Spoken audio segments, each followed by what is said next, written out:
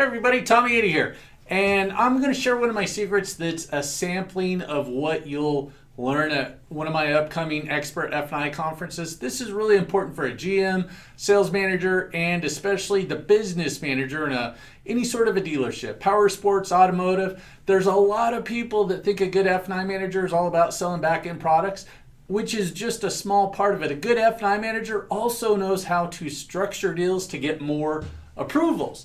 Plus, they teach their other co-managers how to do it also. So recently, I was in another dealership watching salespeople do their selling thing, a desk manager desking deals, and then the business manager getting people bought when one of the sales guys brought a credit app up to the desk and said the guy had never bought anything before. Now, like a lot of first-time buyers out there, this one laid down for the salesperson, agreed to pay MSRP on this side-by-side at a payment that was penciled a little over $400 a month, which this is a typical situation with the person that a first-time buyer is practically going to flop over in the showroom floor in front of the salesperson and say, hey, I'll pay anything if you can just get me approved.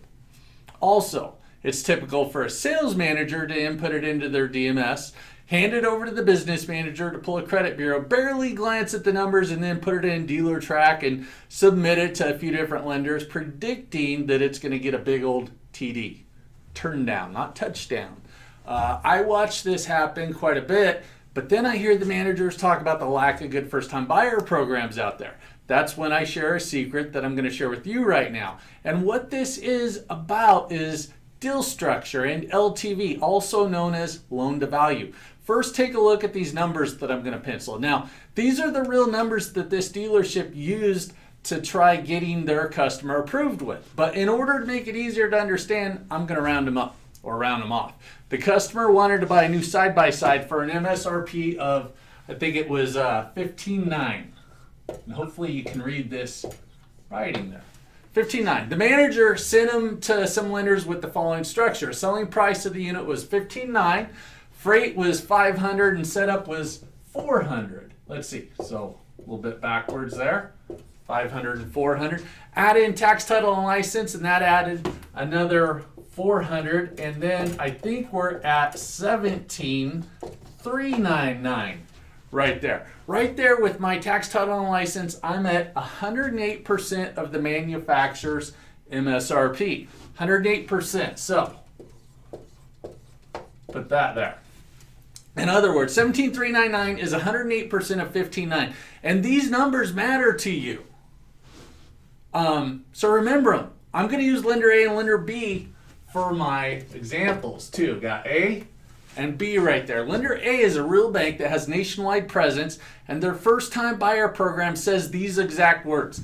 Max 90%. 90% including sales tax. Max 110% out the door LTV. OTD, that's out the door. 110%. Not to exceed $20,000. That's lender A. Now, some of the fine print says no credit score is required and the max payment can be 15% of the buyer's income. Now, I'm not going to go over other things that say POI, POR, and all that other stuff because those details only matter after you structure your deal correctly. Over to lender B, it says it's another nationwide lender that says max 100% front end LTV. I know you can't read that writing. And has similar small print to lender A. Now here's where our top producers get so many more approvals. Now keep in mind, most of you are submitting your deals with Dealer Track, Cuddle, Octane, or is Octane still around, or another platform. When you do that, it's a computer that's analyzing your deal. It looks at the information you submitted and gives an approval, a pending, or a decline, solely based on the information that you supply to it.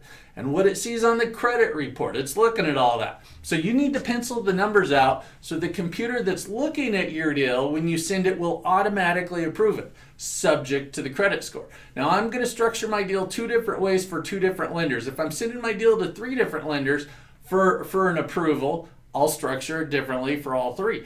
Lender A said they'll only do 90% LTV, right? Including TT&L. So I've got to calculate what that ends up being. I'm going to leave my selling price at the 15.9 right there and add a down payment of 2,600. If I had 2,600 for lender A, it's going to be it's at 90.62%. That's an auto decline. I have to be at 90%, so I'm going to change it to a little bit more money so I can get it down to 89%. Now let's look at lender B. They'll do 100% front end. That means my customer only needs $1,050 down with them, right?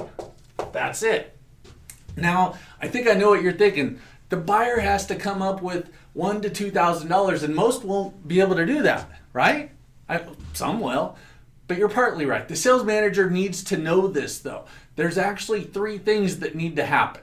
Thing 1 should have happened before the deal ever made it to finance. How much money is the customer putting down?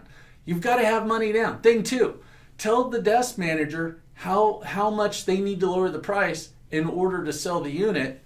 Tell the desk manager the other option is get more money down from the customer rather than lowering the price. Thing 3 is get out your rebate book and find an aged unit that the desk manager is willing to discount heavily or move to find a fat rebate that'll make up for the lack of down payment. Thing 1 was determined by the pockets of the customer. Thing 2 is determined by the desk manager. Thing 3 is determined by a tactical thinking desk and F&I manager.